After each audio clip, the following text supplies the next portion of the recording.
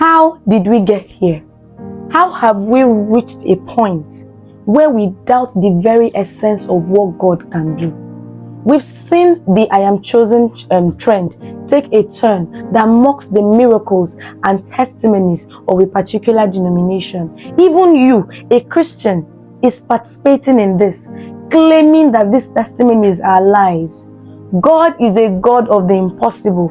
Throughout scripture and even in our lives, we've seen him move in ways that surpass human understanding. So why now have we decided that certain miracles are too great for him to perform? Just because it doesn't make sense to our natural minds doesn't mean it isn't real.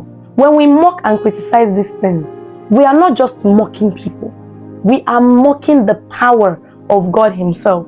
Remember, there are situations God will deliver you from that no man can believe, and that's part of his nature, to exceed expectations and logic.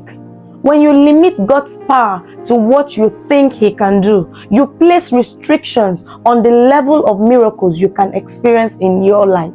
As a Christian, don't you believe that when confronted, you can teleport? It won't be the first time this is happening. If you don't believe this, you need to grow up. As a child of God, we are called to experience the supernatural.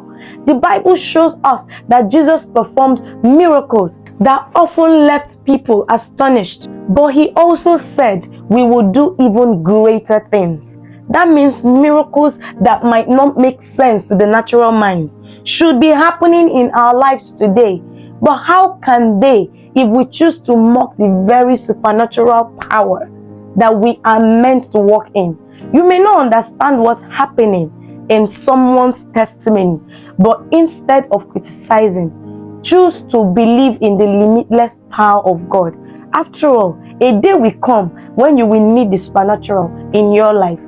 And if you spend time criticizing and mocking, how do you expect to receive what you don't even believe is possible? Mocking what you don't understand is a dangerous path. God is sovereign and he doesn't need our validation to move. But as believers, when we shut our hearts to the miraculous, we block ourselves from receiving the fullness of God's power in our lives.